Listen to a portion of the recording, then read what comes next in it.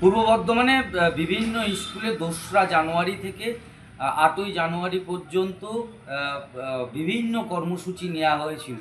আর শেষ দিনে দেখতে পাওয়া যাচ্ছে যে সেখানে কিন্তু খাদ্য মেলার আয়োজন বসেছে।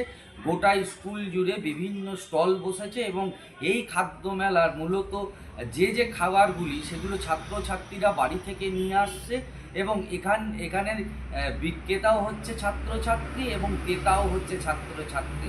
মূলত পূর্ব বর্ধমানের জামালপুর ব্লকের বেরুগ্রামে আচার্য গিরিশচন্দ্র বিদ্যাপীঠেই কিন্তু এই অভিনব একটা উদ্যোগের ছবি দেখতে পাওয়া গেল এবং শেষ দিন সেই খাদ্য মেলার যে ছবি সেই ছবি কিন্তু দেখতে পাওয়া যাচ্ছে যে গোটা স্কুলের ভেতর বিভিন্ন স্টল বসেছে, কোথাও ঘুগনি আরও লোভনীয় খাবারের স্টল বসেছে এবং সেই সমস্ত খাবার ছাত্রছাত্রীরা বাড়ি থেকে নিয়ে আসছে এবং তারপরে সেই যে খাবার সেগুলি কিন্তু বিক্রি করা হচ্ছে স্কুলেরই ভেতরে এবং সেখানকার ক্রেতা হচ্ছে ছাত্রছাত্রী।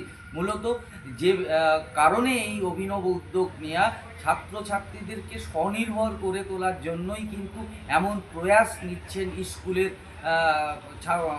স্কুলের তরফ থেকে এবং সরকারিভাবে। এই যে কয়েকটা দিন ধরে মেলা চললো সেখানেও কিন্তু বিভিন্ন শিক্ষামূলক বিষয়বস্তু সেখানে তুলে ধরা হচ্ছিল এবং শেষ দিন যেটা দেখতে পাওয়া যাচ্ছে খাদ্য মেলা, সেই খাদ্য মেলা স্টল এবং এতে কিন্তু ছাত্রছাত্রীরাও যেমন উৎসাহ পাচ্ছে তেমন পরিবারের সেই ছাত্রছাত্রীদের অভিভাবকরাও কিন্তু ঠিক এইভাবেই উৎসাহ দিচ্ছেন ছাত্রছাত্রীদের। তাই বাড়ি থেকে তারা কিন্তু সকাল সকাল চলে আসছে খাবার তৈরি করে নিয়ে স্কুলে এবং সেখানে কিন্তু পসরা সাজিয়ে বসা হচ্ছে স্টলের ভেতরে এবং বিভিন্ন রকমের খাবার সেখানে নিয়ে আসা হচ্ছে।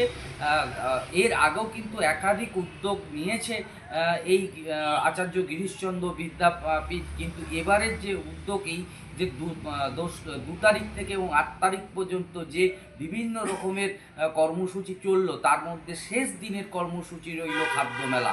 স্কুলে তো আজকে খাদ্য মেলা হলো, তুমি কি অংশগ্রহণ করেছিলে? আচ্ছা, কি কি স্টল বসেছিল? ফুচকা